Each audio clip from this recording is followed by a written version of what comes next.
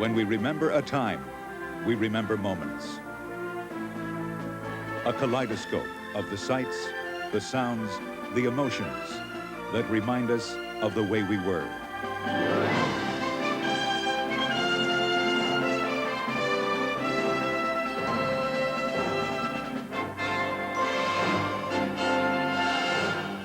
Our world.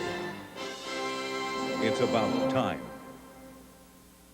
Tonight, Up Against the Wall, August, October, 1961. Here are Linda Ellerbee and Ray Gandolf. For the next hour, think of your television set as a time machine. We're going to a troubled time tonight, but a time when hope was more than a four-letter word. Welcome to our world. It is 1961, late summer, early fall. Some days we seem not so much to greet the dawn as to confront it. But then confrontation is in the air. And in Berlin, Southeast Asia, the South, space, the baseball park, and on TV. Someone is pushing and someone else is equally determined not to be pushed. Most of all, determined not to be pushed up against the wall. The wall. Sometimes they call it the new frontier. In the summer of '61, the Soviet Union seemed to be flexing its muscles. Nikita Khrushchev wanted to resume nuclear testing, and he wanted to get the Allies out of Berlin. And he thought that President Kennedy, who had stubbed his toe so painfully at the Bay of Pigs, would be a soft touch. Before we begin with the dramatic events of August, September, and October, let's back up for a moment to June of 1961 and the summit meeting in Vienna. Khrushchev all but put a bear hug on Kennedy and laid it on the line. At that meeting, Chairman Khrushchev tried to intimidate the new young president of the United States with an ultimatum on Berlin. Secretary of State Dean Rusk was there. He said that in a certain number of months, we're going to make an agreement with the East Germans that the access rights will be a matter for the East Germans, that if you in the West try to interfere with these East German decisions, there will be war. And at one point, Mr. Kennedy had to look him straight in the eye and say, well, then, Mr. Chairman, there will be war.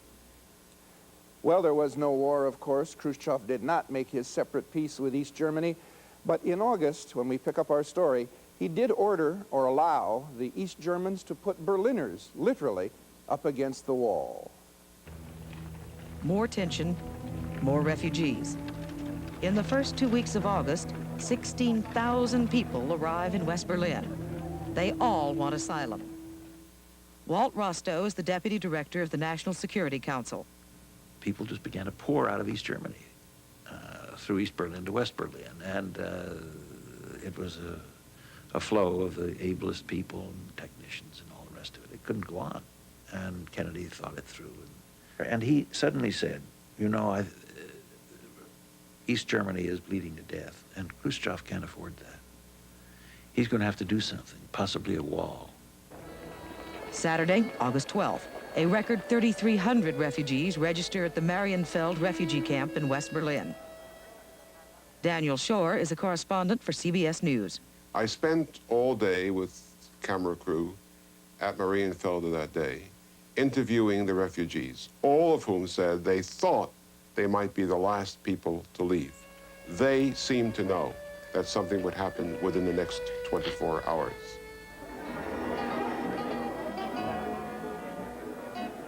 In West Berlin, it's an ordinary Saturday night. But not in East Berlin, and not for East German border guard Rudi Turo. At midnight, August 12th, we had a combat alert. We were told that everything around West Berlin would be closed off. We were told that if there was a conflict, we would ride into battle on Russian tanks. August 13th, Sunday, 2 a.m. East German soldiers show up at the border, and under man-made lights, they begin to build a man-made barricade. Daniel Shore is an eyewitness. It's half light, and it's hard to discern what's happening. What do they got there? It looks like bales of barbed wire. And what are those funny concrete things that they've got? And why do they got those crowbars? They're digging up cobblestones. Why do they want to do that? Then we began to grasp the full dimension of what was happening. They were going to take over and seal that border. Peter Diemel is a cameraman for NBC.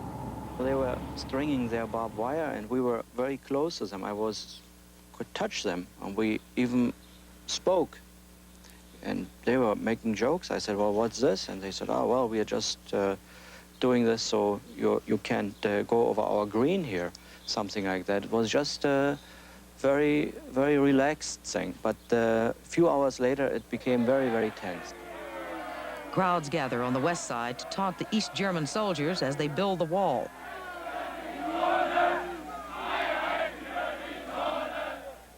Some people, finding themselves being sealed off from family, friends, jobs, beg the East German soldiers to let them through. East German soldiers use water cannon and tear gas on West German crowds.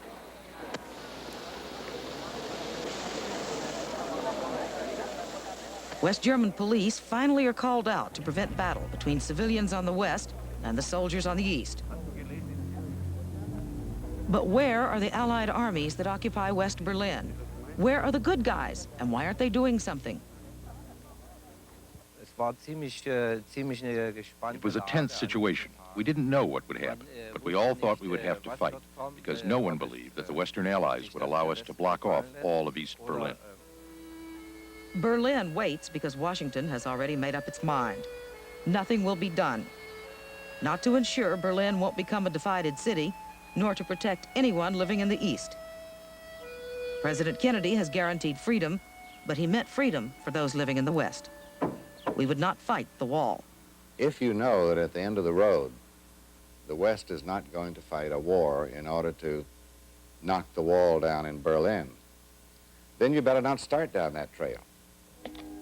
So the wall would stand, and for East Germans who wanted out, it was every man for himself. Kurt Wiesmach, a steelworker, wanted out.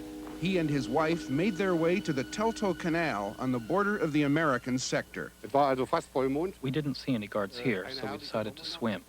First I helped my wife across, and then I went back to get our clothes. When I was swimming back to the west, my wife called to me, "Watch it, Kurt. Some of them are coming." They could have shot us, but they didn't. In the early days of the wall, before the border was sealed tight, escape was impromptu and dangerous. We came here to film border guards setting up. Then we saw that over in East Berlin there were some young people. It looked like they wanted to come over. And after a few minutes went by, they really started to run. And one girl hit very hard with her face. She really hit the barbed wire and fall down, and blood was over her face. But she was saved by some West Berliners. Two American students from California, Victor Pankey and Gil Ferry, tried to help an East German woman escape. They brought their car to East Berlin. Victor Pankey tells what happened. We went out to a darkened street and an area that she felt was fairly safe, and she got in, and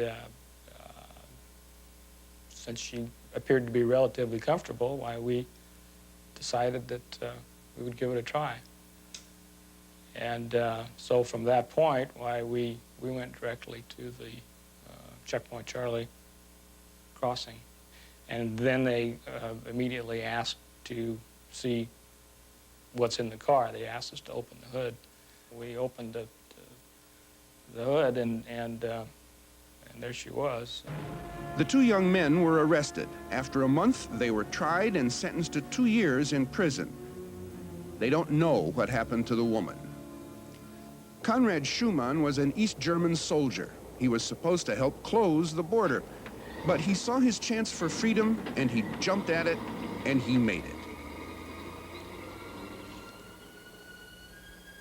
The street where Schumann escaped, Bernauer Strasse, presented many opportunities. Bernauer Strasse was a normal street in West Berlin, but the East Berlin side, the front of the houses, was actually the border. So people living in the houses, in their houses, were in East Berlin. Looking out of the window, they had the head in West Berlin already. And when you jump out of a window, as soon as you reach the sidewalk, you are in West Berlin. That became an intolerable situation for these German fofos, who after a while forced people to put barriers on their own windows to keep them from escaping. Willy Finder, his wife and 5-year-old son lived at number 7 Bernauer Strasse on the 5th floor. I got a call at work, my wife, telling me to come home. When I got there, she was already in the window. On the west side, the fire department came and opened up the fire net. They were yelling, "Jump, jump," and I told my wife to jump. She started to cry and wanted to come back inside. But the East German police were already banging on our door. I said, "There is no return now," and I ran to the window and pushed her. Some East German soldiers shot at her while she was falling. The West Berlin police fired some warning shots, and they stopped. Next, I dropped my son, and then I climbed out. The soldiers threw tear gas at the firemen, and some of them lost their grip. I hit the sidewalk and injured my spine. When they carried me to the ambulance, I asked where my wife was. No one knew. He found her. She was badly hurt, and she recovered. Come back for a young Yankee taking aim at the ancient babe.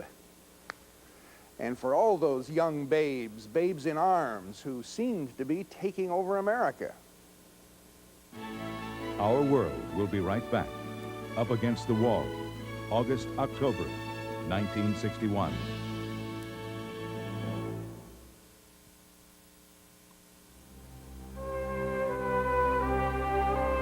It's a tradition as old as the land itself.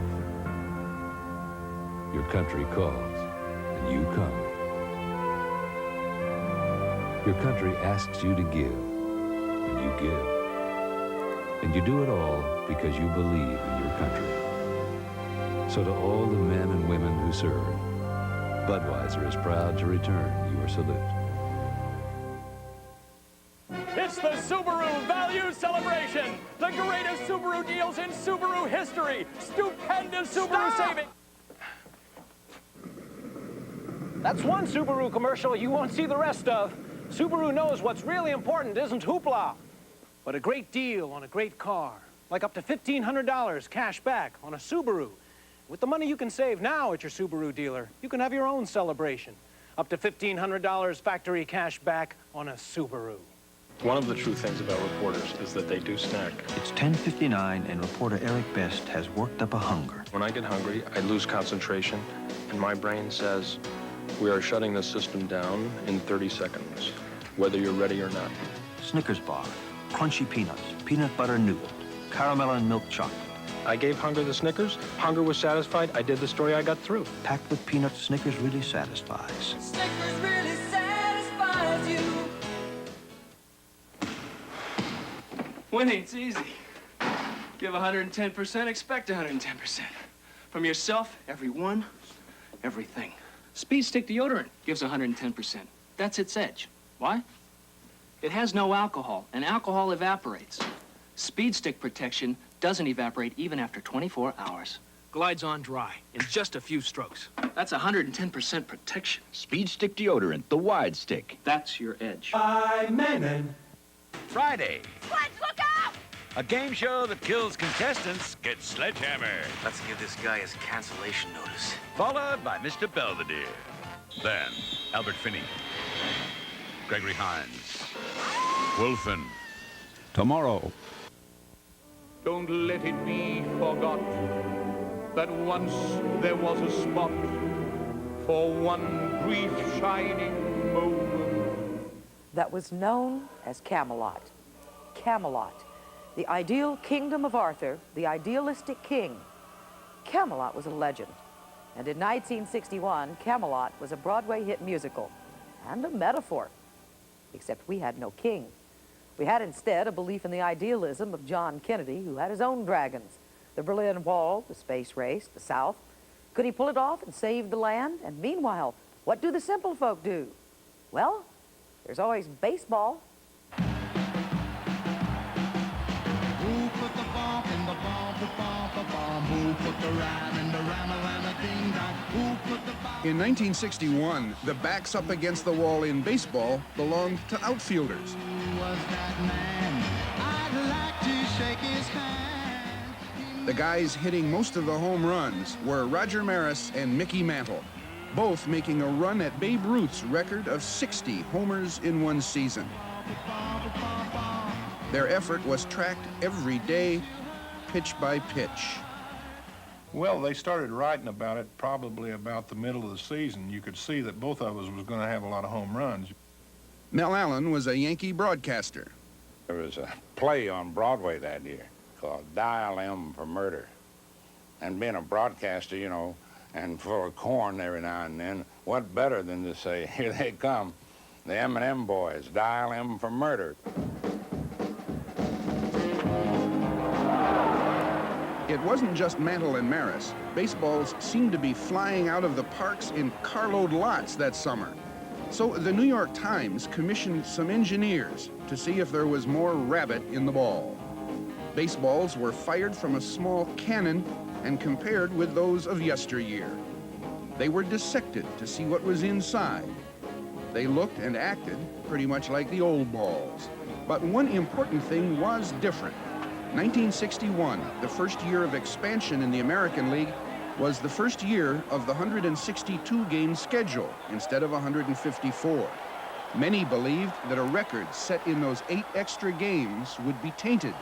That sour note just added to the pressure that was building on the 2 Yankee sluggers. For the veteran Mantle, who had once hit 52 home runs in a season, being under a microscope was old hat. For the introverted, less popular Maris, it was all new. The pressure started building the last 2 months. I mean, everywhere we would go, you know, people was there with cameras, so it got pretty hectic. After 54 home runs, Mantle was injured and out of the race. Now the pressure was all on Maris. I knew it was going to get pretty bad on him, and in fact, it got so bad there the last month that his nerves were so bad that he was losing, like, patches of his hair. Maris hit his 59th home run in his 154th game. Now he's in the extended season. And with 4 games to go, he had still not tied Babe Ruth. All right, 2 balls, 2 strikes. And it's a ball hit deep. It's in there, upstairs. Going into the last game of the season, Maris had tied, but not broken, Babe Ruth's record. It wound up with Roger Maris being under the greatest pressure he had ever been in his life. Here's the windup. Fastball hit deep to right. This could be it. Way back there. Holy cow, he did. Just the sound, the crack of the bat, and you knew that ball was gone. We all wanted to jump up and scream. I get goosebumps watching him hit his last home run. He just ran right around the bases just like he always did, ran into the dugout, and he was embarrassed to come back out and take his hat off and say thank you. And they want Maris to come out and take another bow. He does. Holy cow, what a shot. Roger Maris broke one big record that summer. Parents were breaking records every day. You know you must have been a beautiful baby. You must have been a beautiful child. The baby boom had crested, and kids were competing before they could walk. Yeah, when it came to winning blue ribbon, well, I bet you taught the other kids how. Well, I can see the judge's eyes as they handed you the prize. I bet you took the cutest bow. Yeah, you must have been a beautiful... Swimming, crawling, or walking, there are 40 million Americans less than 10 years old. Well, the birth rate was really exploding at that time. Mel Helitzer was in the toy business. We had about 4 million births in the country each year, which comes down to about, some woman was giving birth every 8.5 seconds. And the joke was we had to get hold of that woman and stop her. President Kennedy led the way. For the first time since Theodore Roosevelt, there were little kids in the White House. And in practically no time, cares of state are given over for the cares of keeping up with an energetic 4-year-old in overalls. We coddled our children, catered to them, and recorded their every move in Kodachrome. And above all, we wanted our kids to be smart. Meet Susie Smart, she is so bright. On her blackboard you can write 2 + 2 is 4. Cat, C-A-T. You can spell! Twinkle, twinkle. A good toy should be more than fun. Aquajet, the first of its kind anywhere. A jet airplane that really flies by water pressure from your garden hose. The same principle that makes the real jets fly. Pilot and crew, we will... A good toy had educational value. We were concerned about their future education. Were they going to be the great scientists and the great writers and the designers? Jimmy Jet, the amazing new toy. Toy designers have found an amazing new way to sell directly to children: television. Makes you feel you can fly. In 1961, the average child watches TV about 4 hours a day. And what he watches doesn't seem likely to make him any smarter. Take this primetime show on CBS. Now, while I'm looking right at you, say something. How now, brown cow. Or this primetime show on ABC. The chairman of the FCC decides he's had enough of the networks lowering their aim, and in September he makes a speech attacking the shows the networks offer. Newton Minow, the chairman of the FCC. They are dull, they are gray, they are insipid, they are like dishwater, just as tasteless and just as nourishing. Well, I thought that television is the greatest teacher of all time. So there had to be a responsibility on the part of the adults who were creating the programs to serve children in a responsible way. Newton Minow's idea of good TV for kids is what's known as educational TV, like Mr. Wizard. That's what all the kids in the neighborhood call him, because he shows them the magic and mystery of science in everyday living. For the defense, Mike Dan, head of programming at CBS. It would be pretty hard to have convinced Newt Minow that even Bugs Bunny, or the Three Stooges, or Car 54, or Father Knows Best, or the Flintstones had any redeeming characteristics. We, of course, took a different point of view. Well, after all, I am a graduate of MIT, the Moose Institute of Toe Dancing. I would say that Newton Minow's speech was entirely ignored. Nothing was done. Absolutely nothing was done. To maintain a flexibility of response. And meanwhile, there is more on television to worry about, like reality. We will use nuclear weapons whenever we feel it necessary to protect our vital interests. Our nuclear... The scariest program on television, the network news. Fallout levels from Russia's nuclear explosions. On September 1st, the Soviets start testing atomic bombs in the atmosphere. Because of Berlin, they say. The U.S. resumes underground tests. Because of the Soviets, we say. And we trace fallout patterns and worry and think about digging bomb shelters. For the children's sake. Down in Rome, Georgia, Cherry Birdsong already has 3 children and a shelter. Ms. Birdsong, would you tell us why you're going into the shelter for a week? Yes, of course, I hope this country is never attacked, but in the event that it is, I would like to be able to know how to live in the shelter. It seemed like every paper we picked up almost, they were asking people to build fallout shelters and be prepared. We decided it was of no use unless we really knew how to live in it. I was the logical one to go down and really see how it would be. I'm alone because I love you. Love you with all my heart. I'm alone because I had to be true. It was a comfort to know that it was there and that I had done that and that I knew a little bit about living down there. And it could be done.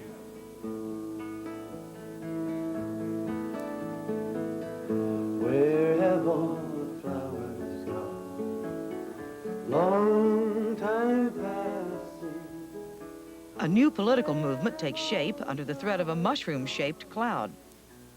Ban the bomb, it says, and sings. And a new musical movement takes shape behind the politics. It includes this struggling group, Peter, Paul, and Mary. When it was time to say we don't want war, but we weren't referring to a specific war. We were referring to the possibility of nuclear war and to the reality of underground bomb shelters being built all over the country. And where have all the young men gone? Long time passing. Where have all the young men gone? Long time ago. Where have all the young men gone? Gone for soldiers, everyone. Oh, when will they ever learn? Oh, when will they ever learn? In September of 1961, a young singer turned up at Folk City in New York and got rave reviews, noting that the 20-year-old Bob Dylan looked like a cross between a choir boy and a beatnik. The Times critic said that Dylan's music had the mark of originality and inspiration. Come back to our world and to some Americans up against the wall in Berlin and Southeast Asia. They were young too. Come back to Up Against the Wall, August, October 1961, when our world continues. Give me some raz. Give me some raz. Raspberry. Give me raspberry. Raspberry. Give me some raz. Raspberry. Give me raspberry. Raspberry. You'll go wild over Riuniti Royal Raspberry. Give me some raz. The taste of fresh raspberries and natural Riuniti. It's not a watered-down cooler. Give me some raz. Raspberry. Ooh, Riuniti raspberry. And try peach and apple, too. This is it, the most trouble-free car in its class sold in the United States today, the Nissan Sentra. That's right. In the latest J.D. Power New Car Survey, Nissan Sentra was named the economy car with the least problems, the fewest headaches. In other words, the most quality. So, if quality and dependability is how you judge a car, the only choice you have to make is which Nissan Sentra you want. We make you feel like driving, and the name is Nissan. In millions of homes, millions of people aren't just brushing. They're using Listerine because it reduces plaque by up to 50% over brushing alone to fight plaque and bad breath. For better oral hygiene, millions use Listerine. I got a man with a slow head. He's got a face that I love to touch. Schick Disposable has an improved blade angle to shave you closer for the easy touch. Eating on the run's got you tied in knots. Send the bubbles of Alka-Seltzer to the rescue, because speed is what you need to loosen the grip of your acid indigestion and heartburn with a headache fast. So when your stomach and head have gotten you tied up, help undo it with the bubbles of Alka-Seltzer. Alka-Seltzer to the rescue. Try new extra strength Alka-Seltzer. More of what you take Alka-Seltzer for. The kids in Bristol are sharp as a pistol when they do the Bristol stop. Our world will be right back. When they do the Bristol stop. Whoa, sound is spinning, help me Friday night. They dance the greatest and they do it right. But it's a late act, it's a crazy sight. The kids in Bristol are sharp as a pistol. From across the nation, join Oprah Winfrey and co-host Robert Urich as they welcome the top names in entertainment, including Alabama, Suzanne Summers, Ben Vereen, and Barbara Mandrell. It's an all-American 4th of July spectacular, a star-spangled celebration. Saturday,